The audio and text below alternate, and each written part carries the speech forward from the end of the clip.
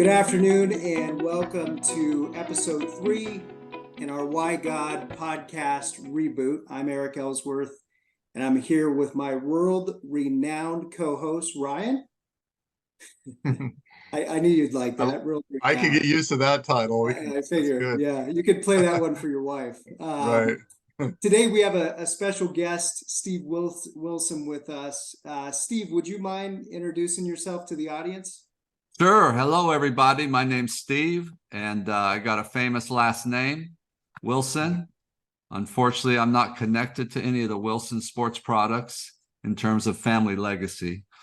But yeah, I'm excited to be here and share part of my story and address the topics of this podcast. So thank you for inviting me. Yeah, we're excited to have you. And Steve, first, I've got to say the first thing I thought about when I reconnected with you on Facebook recently was my trip as a 16-year-old boy to Romania. Okay. With Shake the Nations. And right. Man, that and Ryan, they used to do, Steve put on these trips for it was youth groups, right? I think it was youth groups. Yeah, youth groups and individuals, because there were. So what we did is we did about 30 youth conventions across the country called Shake the Nations. And in those events, we would, promote all our trips to about 50 countries, I think, at the height. And so a lot of the kids that would come to conventions were obviously with youth groups. And so we kind of had a 2-track way to join a trip. A lot of times it would be a youth pastor bringing his youth group, and they would sign up as a group. But then there were a lot of individual kids that came from small youth groups or from churches where there weren't even a youth pastor, and they would come as individuals. And then we would unite on that, whatever trip they chose, all the individuals into like a subgroup. It was man, that made an impact on my life, and it was awesome. Just think, 16-year-old kid traveling. Sure. I think we went to Turkey, Romania. We went to Austria, which was pretty cool. That was kind of a quick stop in Finland, and that was cool. We got to share the gospel, a lot of street performances and dance and stuff like that, and it was pretty cool. Yeah, and it was right after, everything unraveled there. I was actually in the Soviet Union when it collapsed. I got trapped in Moscow for over a week when Boris Yeltsin took the powers from Gorbachev. And I actually wrote about it in one of my blogs, I think. And he climbed up on a tank with a bottle of vodka in one hand and a microphone in the other, talking about whatever he was saying in his Soviet tongue. But we started taking kids to Romania all the way back in 91, and it was wild because it was right after Ceausescu, who was a dictator for 40-something years, was actually executed by his own people in a public assassination or public firing squad.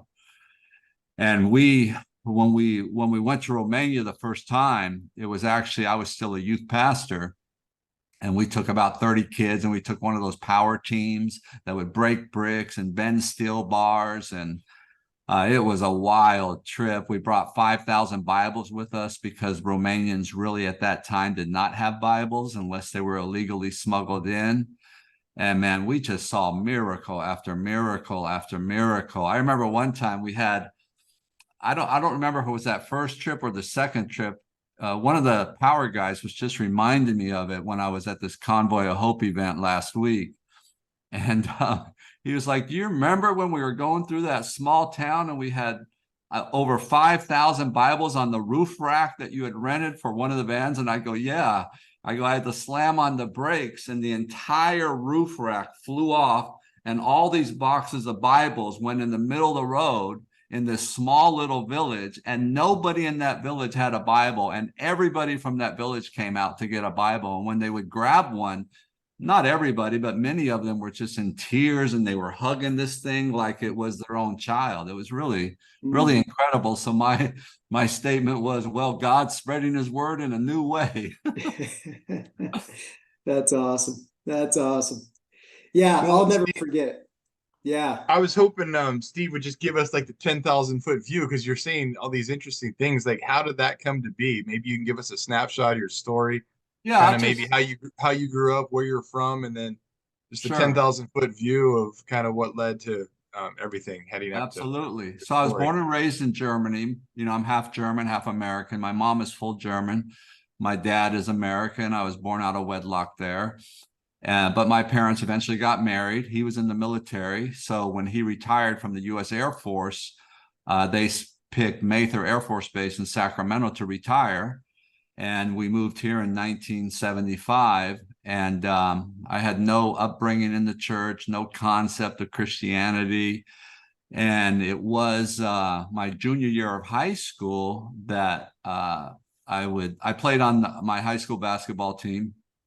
And so when I would go to high school, I'd have to catch one of the buses. That's how it was back in those days. Because I went to Hiram Johnson High School here in Sacramento for my first 2 years. Back then, high school was only 3 years. So I remember the first time at the bus stop, there was a really attractive girl. And I'm like, wow, she is pretty hot, right? And so I would see her on the bus every day, but I never had the courage to talk to her. And one day I saw her with a Bible and she was going somewhere at lunch. I think Johnson was probably 1,600 to 2,000 students then, and they had 2 different lunch hours. And so I followed her one time, and it ended up in a Bible study on a public school campus. They used to allow that back then.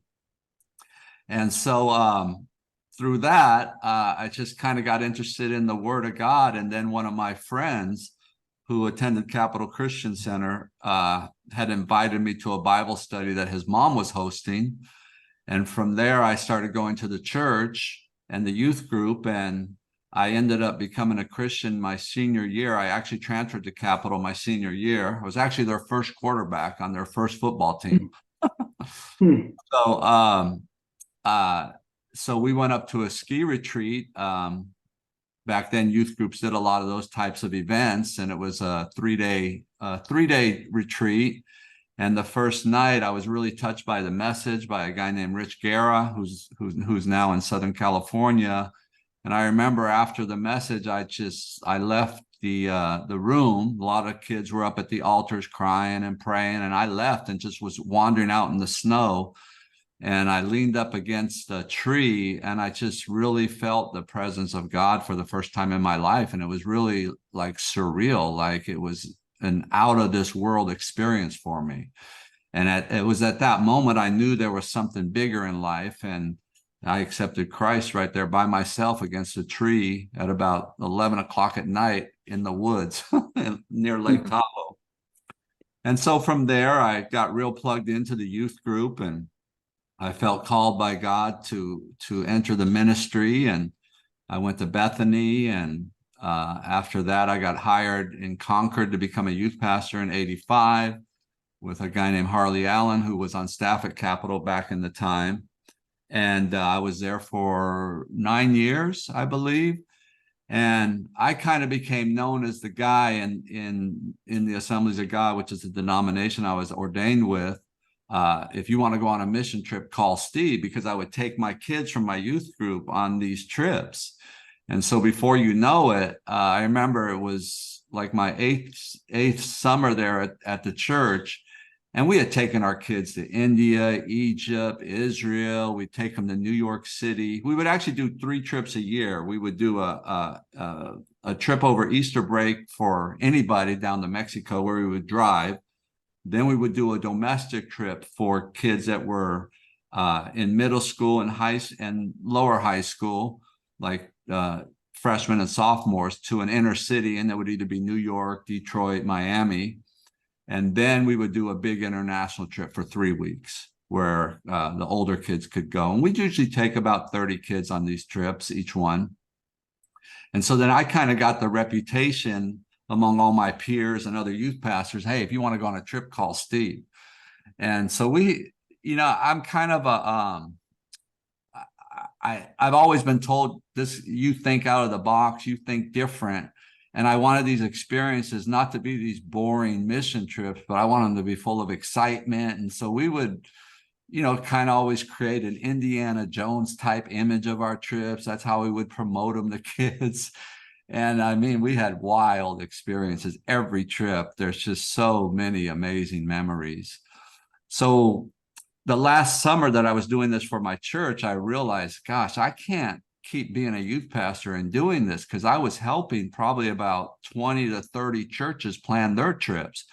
And so that's when I decided and felt led to leave the church and resign, and then start what became known as Shake the Nations. And then and so that exploded. It started slow, but then it grew and grew and grew, where we had a staff, I think, of about 16 full-time individuals and about 60 to 80 interns that would come work for us for a year to 2 years. We started doing videos before it was really popular in churches, and some of the stuff we would make was really, really good stuff. And next thing you know, we're doing 30 conventions a year all over the country. We have teams traveling 4 months at a time, hauling all this equipment. We had over $1 million in lighting equipment and sound equipment and staging equipment. And so we're hauling this in 2 trucks.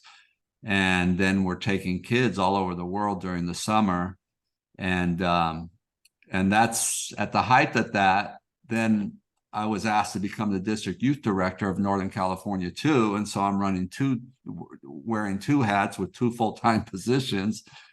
And I'm speaking in the largest churches in America. My schedule is booked for 2 years in advance. And that's when my life began to unravel. So, and it led to unimaginable nightmares. So Steve, walk us through that. And it sounds like at that point in your life, you were operating on all cylinders and just. Yeah. And so what I kind of tell people, what really happened to me is, I'm not a great speaker, but everybody says I'm a great storyteller. For some reason, I have the ability to get people laughing in one hand and crying in the next. And so, you don't get invited to the largest churches in this country, not just Assemblies of God, but outside of that too, unless you can, move people or touch people's lives.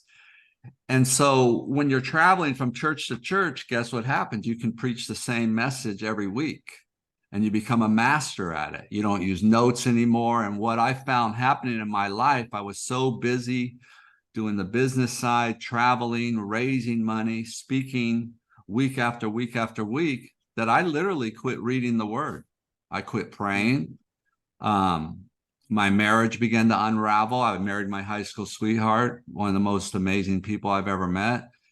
And where I, things were falling apart personally. I wasn't doing anything crazy, but there was, no sense of spirituality. I mean, I loved God, but I wasn't close to God. And just where all kinds of other priorities took preeminence, And so what eventually happened, I was speaking at a large church up in Seattle. It was not an AG church. It was a church of, like 13,000 people. It was one of the biggest churches in Seattle. And then that night I spoke at one of the large Assembly of God churches in Tacoma. And when I flew home Monday morning, I walked into the house and it was half empty. And my wife had moved out. And then we kept that as a big secret. Even though she worked for the organization, it was just so bizarre. Nobody really knew. And then at that point, right after that, I fell morally with somebody else. Just a one-night stand type of situation where I got really depressed. I had to have nose surgery for a deviated septum. And then they did some cosmetic work on it as well. And they subscribed, some of the pain pills. And one night I started taking the pain pills. I went to a restaurant, started drinking some beer, and next thing you know, one thing led to another. And I woke up in the morning and I don't even remember what happened, but there were some things in the room that told me that I, committed adultery. Even though my wife and I were separated, we were still married. And so when you have that kind of burden hanging over you, and then you're still speaking in churches. I mean, you can't imagine the guilt I would go through every Sunday morning. Like I would be like, man, I do not want to do this. But I had all these employees and I'm trying to figure it out. I don't know how to save my marriage. And at the same time, I have to raise money for the ministry. And so you get caught in this perpetual cycle of insanity, just where nothing makes sense. You're afraid to be vulnerable in the ministry because if you share with anybody anything like this, people know right away. It just seems to spread like wildfire. And then most of the time, and when you're in the ministry, they set you aside. There's no way to help you financially. They tell you need a year timeout or a 2-year timeout. And I didn't want to go through that. I had a little daughter. I had employees. I didn't want the ministry to collapse. And of course, I didn't want to be an embarrassment to God and others. So you got all those dynamics going on. So eventually it did come out, and then I eventually resigned from the assemblies. They were going to boot me out anyway, probably, yeah, without a doubt. Right. And then I just went into trading the markets. So I had a little bit of history in that prior, because one of the ways I would fund the ministry is through some successful trading. Because at certain times in Shake the Nations, we would have large cash piles because people would have to send in money to pay for these trips, but we wouldn't have to spend it all till the trips happen. So we would invest it conservatively and try to make a little bit of money here or there. And so I went into that full time because I was able to, when me and my wife finally did divorce, we had enough assets that I could live comfortably. She could live comfortably. I mean, we still had to work. It wasn't like we didn't have to work again. But then I was like, what am I going to do with my life? I was like, I don't want to work for anybody. I don't want to start a new career. All I know is this. I can be maybe a motivational speaker, but that really didn't interest me. And so I just went into trading the markets, and I got very lucky right away because I started right after 9/11. And when the markets had literally collapsed, and I bought a bunch of shares of Amazon at about $5.87. And that shot up to 19 within 3 months. And I had, I believe, 50,000 shares at the time. And so, I started building a little nest egg, and then one thing led to another. And my daughter was still going to Capital Christian School, so I would see people that I know, but you just feel like a black sheep, like nobody, like, oh, he's the one that messed up, he's the one that failed. Back then, I don't know how it is now. I sense it's a lot different, but back then in the ministry, when you do fail, you're literally shunned by people. People don't know what to say. They don't know how to reach out to you and say, what can I do? I'm here for you. So it's a real, how would you describe that? It's just a real lonely feeling, At the same time, my heart still loves the Lord, but I don't even know what to do, And so you just kind of bury that behind you in the back of your head, and you just press forward like nothing ever happened. And then because of my daughter was going to the Christian school at Capital, my wife and I had already decided we're going to get a divorce.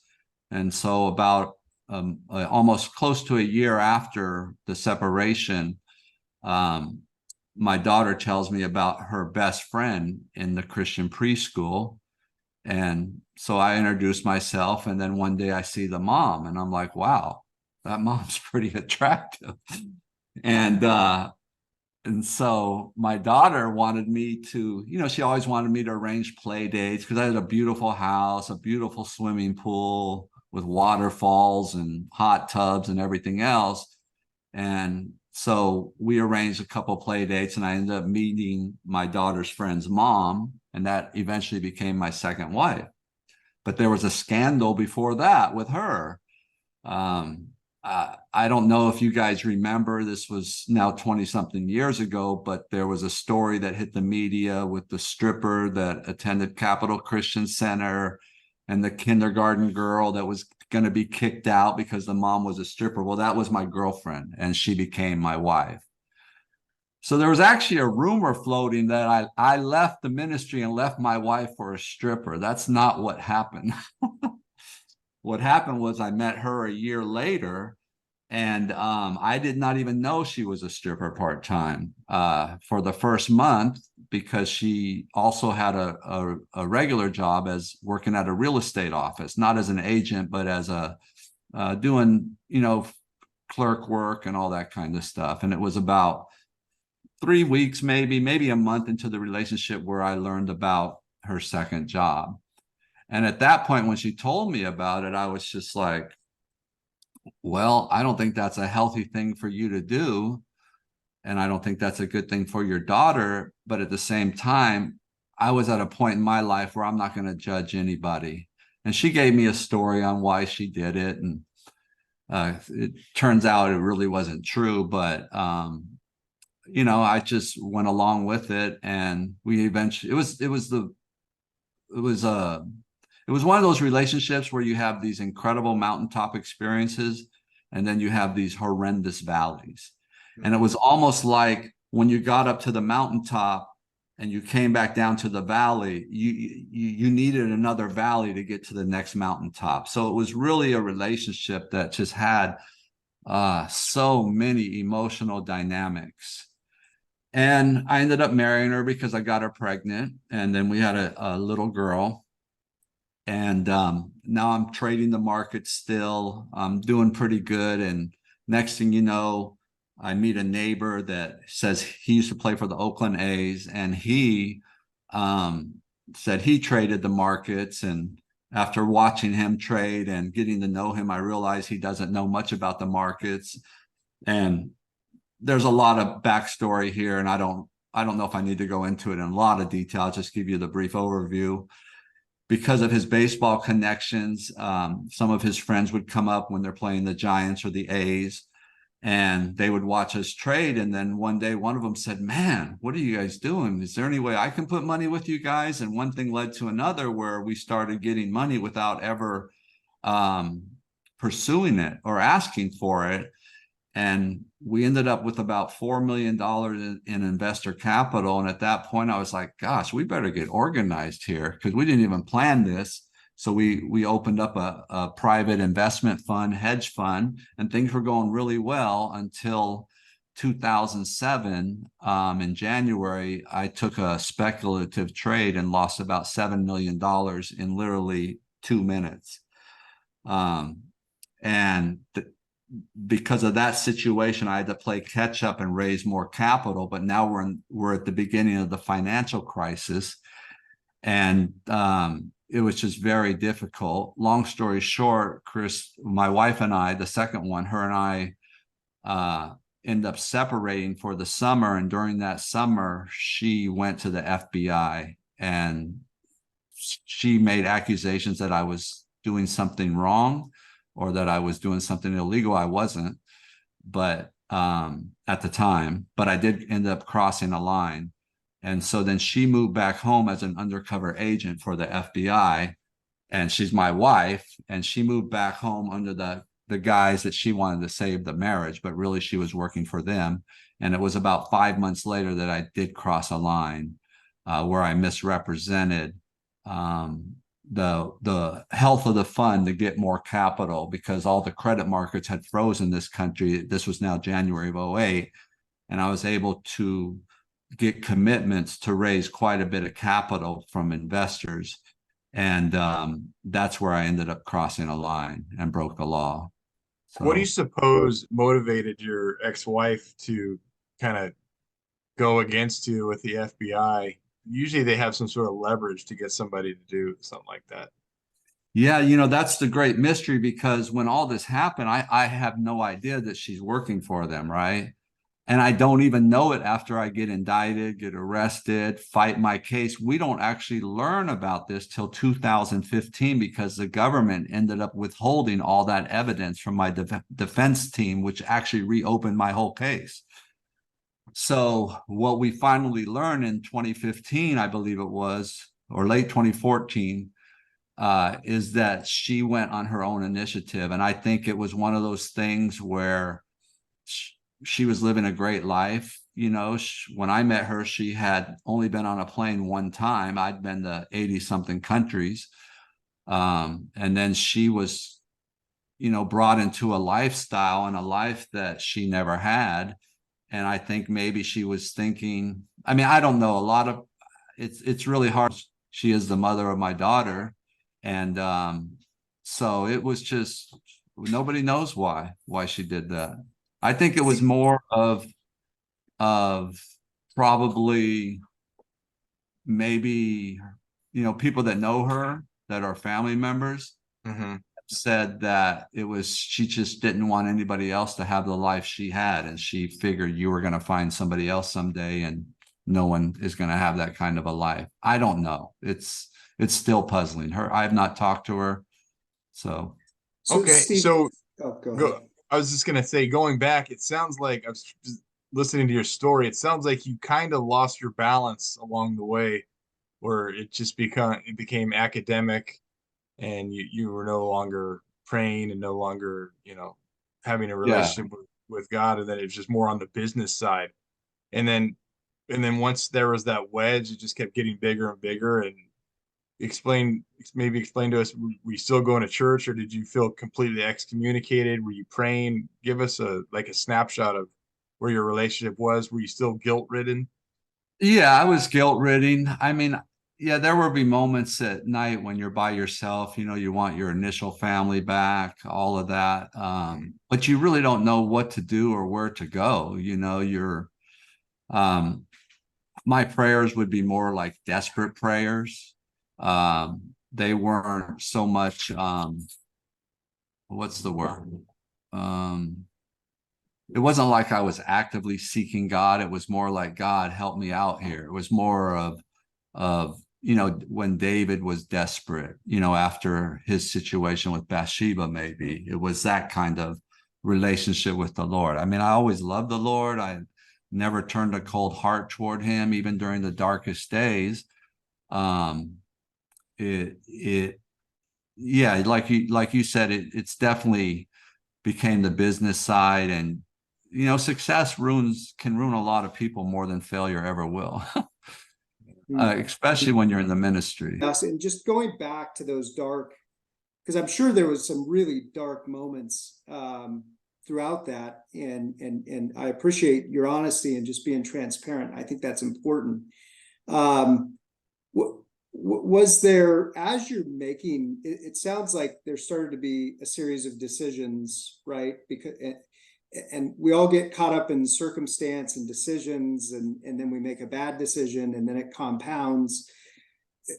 What was going on? You know, if you had a relationship with Christ prior to that, what was there? Inner turmoil? Was there any guilt? Were you calloused to the church and God at that point? What tell me a little bit about those experiences. Yeah, I could never say I was ever calloused. I've met people who are very calloused and bitter and angry. I never reached that point because I realized that what happened in my life was really nobody else's fault but my own. You know, a lot of people don't want to take responsibility and they want to blame others. They want to castigate others to make themselves feel better. I've never been like that. I think if people who know me and friends that know me, if they said one thing about me, they would say that he owns it. He owns his mistakes. He owns his failures, and he's transparent about it. So, you know, depending on when it was, yes, there was a lot of guilt, you know, especially when you have a wife and a young child. You know, there were many nights where I would just cry myself to sleep, even when I was involved with somebody else, because I knew what was happening wasn't the right thing or the right way. It wasn't how I was raised or brought up to be. at the same time, there's so many dynamics that impact other people's lives. And just because you wake up and realize I want to put something back together, not everybody's at that place that you are at that time. So there's a lot of guilt. There's not a lot of, I mean, I still had great faith in the Lord. I had confidence in the Lord. I wasn't ever worried about my salvation, anything like that. It was just like, all right, God, what do I do next? You know, but at the same time, I'm not really pursuing what, you know, sometimes we get this idea that God calls us and that's what he's called you to. And if you're not walking that path anymore, you're being disobedient. I don't know if I really believe that anymore. You know, I think heaven, when we look back, will reveal it all. But I think God understands in our going ins and our coming out, not to justify anything that we do, but, you know, because of decisions we make, our life callings change too. So the calling on my life has never changed. It's still there, but now it may change in the form of how it's delivered to others. You know, I see it now. It's not so much me being a pastor or me speaking in churches, but it's more through my writings and sharing my story. So I'm still speaking into people's lives, but from a different vehicle. And so that's something that's really, really amazing about the Lord, that the gifts and the calling he's given us, you know, that comes without repentance. It's still there. It may be diminished in different ways because of the choices we make, but we can still utilize it and, you know, touch people's lives. And because of this experience, you know, I've been able to minister to people that I'd never dreamed I would ever meet in my life, you know, from the worst kinds of criminals you can imagine to very wealthy people that ended up in federal prison, you know, talking to a celebrity on a phone from federal prison, you know, just the strangest experiences. And at the same time, when I got out a lot earlier than anybody thought I would. That's a whole nother story. But how long were you in? Maybe talk us through that. What was your first night like? Give us the good old classic prison stories. Yeah. So what happened was, the feds came in with search warrants in February 14th of 2008. Yeah. I immediately hired a lawyer, you know, my lawyer basically said, look, you are going to get indicted. They don't know when, but once you get indicted, you'll just appear down here at the federal courthouse. You'll sign some papers and you'll be out on bond. We already agreed to that. Well, that changed within a couple of weeks, where I noticed FBI vehicles following me everywhere, right? And looking back, I know how that happened, because my wife is telling them all kinds of things, that I'm going to leave the country, that I have millions of dollars hidden in Germany and Switzerland and all these different things. And so when I get arrested on February 28th, I don't see the light of day again. I never get released on bail, because the government argued this man's been to 80-something countries. He has connections all over the world. We believe he has secret bank accounts. He has a German citizenship, which wasn't even true. You know, they make up things to try to keep you in. And so I stayed in Sac County for almost 2 years fighting my case. I got sentenced September 15th, 2009. I was told I would get 3 to 5, maybe 7, worst case 10, and the judge gave me 20 years.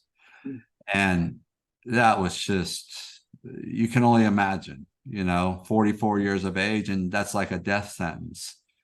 And I'm like, 20 years. And I remember when in the courtroom was packed with supporters and people that were behind me. We had over 60 letters written to the judge on my behalf. The judge even said at one point at the beginning of the hearing, he was like, now, Mr. Wilson, you have not lived a good life or a great life. You live an exemplary life. And I don't know how a man like you gets caught up in a fraud like this. And, you know, when I think of a fraud, I think of what Bernie Madoff did. You know, he takes in all this money and he never invests a penny. He never trades the markets. I traded over $1 billion in stocks, right? Over the years that I was managing money. I wasn't taking money from people and spending it like crazy and just never making any investments. I traded up to the day that the feds came in and seized bank accounts. I was just shocked. And I remember, and broken, you know, I had my oldest daughter, who's my little angel, was 10 and a half years old. I had the little one that's 3, and then I had a stepdaughter that's 10 and a half that I loved like my own daughter. And, you know, my parents are there, my friends are there, my first wife is there, just so many supporters. And you can only imagine what they're thinking when I get hit with 20 years. You could hear people crying everywhere. And I remember when I went to the back, so I'm at the federal courthouse over here downtown, and you get thrown in a cell by yourself and you just sit there for hours till the U.S. Marshals come and get you. And you're just thinking about this. There's nobody to talk to. There's nobody to pray with, you know, and you're just so numb that I couldn't even cry. I was so numb. And, you know, your faith has been built up because you've been praying these desperate prayers for the 2 years you're fighting your case. You think God's going to watch over you and you're going to get the 3 years, you know, because God always works things out. But then I get 20. It's a number that everybody said I would never get. All my lawyers said that. And it was very hard for me to even reconcile that in my head. And then I had to go back to the county jail. And oh man, it was just a nightmare. Just a nightmare. How long did you end up staying in? So I ended up doing a little under 14 years. 14. Yeah, about Is 13. that what you were going to ask, Ryan? No, I wanted to hear from your perspective, because every crime, the other side of it is there's victims. So maybe share with us a little bit about who your victims were and what they lost, and how you feel about that. Yeah, so of course I feel horrible that anybody lost money.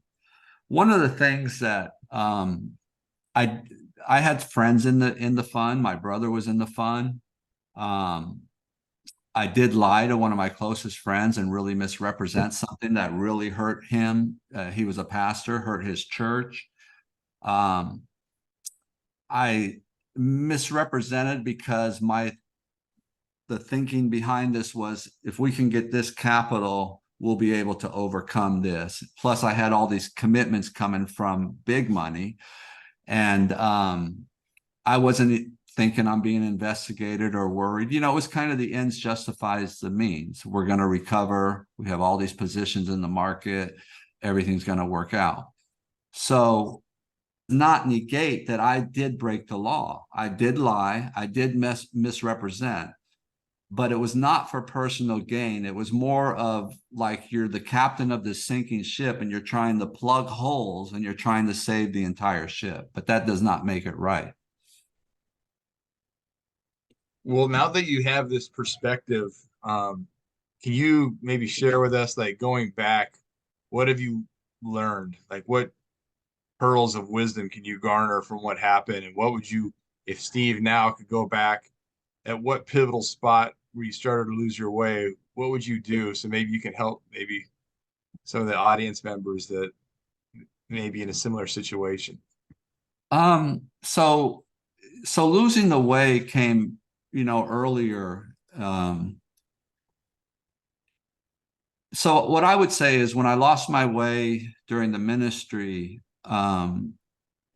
it's just so important that you have people that you're accountable to. You know, you have to have people into your life. And back then, it's hard to be vulnerable. Now I encourage people to be vulnerable. If you're struggling, if your prayer life, if you don't read the word anymore, you need to talk to somebody, especially if you're in a position of leadership, right? And even if in your personal life, if things are unraveling and you're not a minister or you're not a pastor, you have to start reaching out to people and talking to people and find comfort, find encouragement, find wisdom from others. Because when we get trapped in our own situations, we're almost blinded to how we can get out of this. So I would encourage people, what I tell people now is be open and be vulnerable. This can be saved, but you got to pray. You have to read the word. But at the same time, you need to reach out to people you trust and find some source of encouragement, some wisdom, some help. And it can be a slippery slope really, really fast. When it comes to the decisions I made with the fund, in hindsight, I should have just been honest with all investors and say, here's where we're at. It's just so hard when you look back. You have 3 young kids. You're of course worried about your investors, but you're also worried about your own family and what happens if this thing collapses. And so both of the partners, they knew when things took a turn after we took that big hit, they all decided we got to raise more capital. And that's what everybody does on Wall Street. When funds take a hit, they raise more capital. It's just the story of the markets. And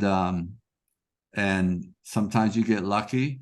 The big funds, they have access to so much capital. And that's what happened with the bailout, when overnight, the oldest investment bank in this country, Bear Stearns, collapsed, and then JP Morgan bailed them out, at $2 a share initially, then 10. So yeah, you just got to be honest. When you're in a situation, you have to be honest when it affects other people's lives, but that's not always easy to do. Just listening to your story on this end, Steve, it sounds, back when you Shake the Nations was just jamming and you were burning the midnight oil there. And then you took that second job with the assemblies in Northern California, I think you said, as the youth director. So now you've got 2 full-time jobs. And I think, so many times, and especially nowadays, I mean, busyness is a way that the enemy can keep us from God, right? Yes. And it sounds like that was kind of the first thing that happened, and then priorities start to shift, right? And God's not the priority anymore. It's work and making sure that you're getting everything done that you need to get done. I see that in your story, and then all of a sudden things start to unravel and then compound. Right. And so fast forward, right? So you got out after 14 and a half years. Who came out of that jail cell? Like, is it a different man that came out from who went in? Oh, absolutely. It's, it was kind of like not the Steve of my youth, but an older version of that, more passion, way more real, extremely humbled, but a person that came out saying, don't be ashamed of this story, talk about it, own it, be help to others. And that's exactly what I've done. And I think a lot of people, when they first see me after all these years, they don't really know what to say. It's kind of like the elephant in the room, but everywhere I go, I break the ice. I go, I know what you're thinking. It's all right. We can talk about it. It was funny when I was at this event for Convoy of Hope. How if you haven't seen somebody in a long time, your first question is, where have you been? What have you been doing? I never got that question because everybody knew where I was. And nobody wanted to ask that question, right? But I think through my writings and the way I present myself that, when I started going back to Capitol, some of the pastors there were like, wow, it's just incredible, because they said you have so much encouragement in you. And I've been able to help others that have been going through a difficult journey, so yeah, I just think I'm an open book. I'm not ashamed. I mean, of course I'm ashamed that some of the things that happen, but I'm not ashamed to own the story and share it to help others. What, so going along with the premise of the show, when somebody asks you why you believe in God, why does Steve Wilson believe there's a God? Because it takes more faith to believe there's not a God than there is a God when you look at this world. I've been in too many experiences around the world where I've seen God. You know, I believe I've seen an angel once in Yugoslavia, or what is former Yugoslavia now. In those dark moments when you're by yourself in a cell, I sense his presence in there, just like others have, from Daniel to Joseph to Paul and Peter. And just logically, you know, I look at this world and I look at this building across out my window, and what makes more sense? Somebody built that building, or it just landed there out of nowhere? And when you think of the human body and all the things that make up a human, it takes more faith to believe that you just kind of landed here without any purpose, or that there is a God who created you. So it's just the totality of being in the dark spot and feeling his presence, being on top of the world and feeling his presence. And then in our humanity, we're all equal. You know, back in the day, I used to preach really, really hard. I was very judgmental when I was a youth pastor. You know, don't do this and don't do that. And about 5 years into my ministry, I started realizing, man, I have it all backwards. Being like Jesus, I used to think, if you're like Jesus, you don't do this, this, this, this, and this. But then I flipped the script and I realized, no, to be like Jesus has nothing to do with what you're not doing. To be like Jesus has everything with what you're doing. And so in our humanity today, when you look at humans and you look at things going on in this world, and, you know, there's a lot of negativity today where, you know, the political system's in a mess. There's so much division in our country. There's churches calling out other churches and pastors. And I'm like, wow, we're all on the same page. Do we really think that this governor or this president is out to destroy everybody and everything? Do we really believe that? I don't. I think people are human and they make mistakes in their humanity, and you're never going to reach people by pointing a finger at them and yelling at them and criticizing them, but you have to find a way to build a bridge. And so that's kind of where my mentality is now. How would you describe your relationship with God now? Oh, it's just very strong, very solid, very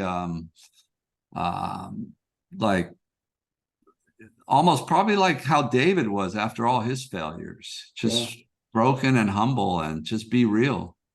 You know, just be honest about everything in your life and be an open book. And that's kind of where I think I would be. What really rang true hearing your story, what I got out of it, is how you wish you were more transparent.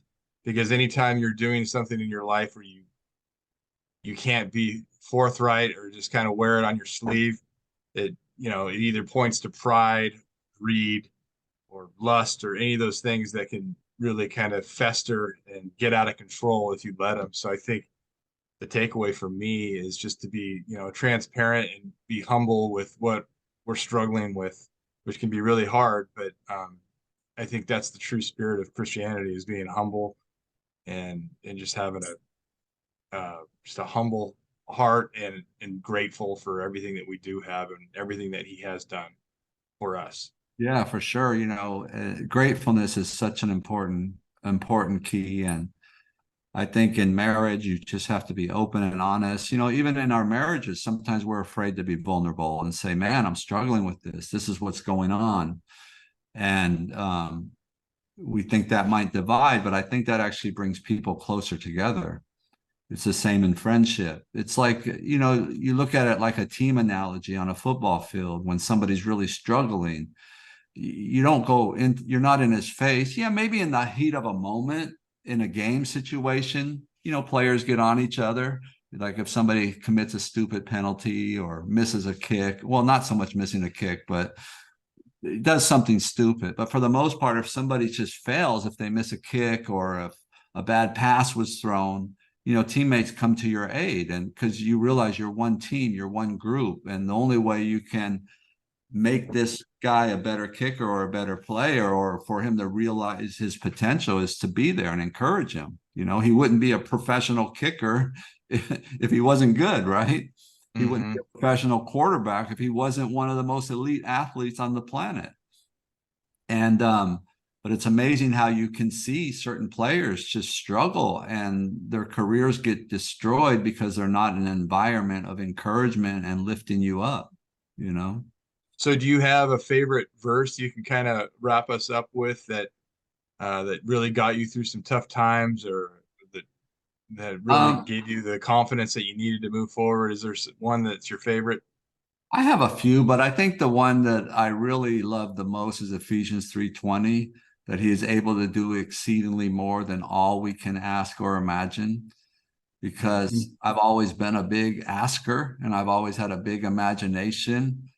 And when I reached the lowest point that, you know, someone could probably reach, I still believed in that verse that he will do exceedingly more. When I got sentenced to 20 years, it was hard for me to believe or even imagine, because when you're fighting the federal government and in the feds, you know, you do 87.5% of your time. I got out 4 years early. Even with me doing 87.5%, I was not supposed to be released till April of 2025. And I was released July of 21, which was really a miracle. Part of it had to do with COVID. Part of it had to do with some very influential Christian leaders really took on my case, presented it to Trump. Trump was actually going to sign papers on my behalf on January 7th of 2020 in the Oval Office, but then January 6th happened. And I'm like, oh, it's just my luck. So the meeting on January 7th never happened. But yeah, even in the midst of that, that was such a disappointment because my daughter was told I will be out by January 20th of that year. And I still had to go back, you know, that he is still able to do exceedingly more than all I ask or imagine. And sure enough, I got out July 21st or 26th, I'm sorry, of 2021. Great. That's great. Steve, any final thoughts? Anything you want to share with the audience before we buzz out? Just be real, be humble, be kind, be human. And you will never go wrong loving another person. And do that with all your heart. And love the Lord with all your heart. If you can sum up the entire Bible in one verse, it's where Jesus said, love the Lord your God with all your heart, mind, soul, and love your neighbor as yourself. Right. So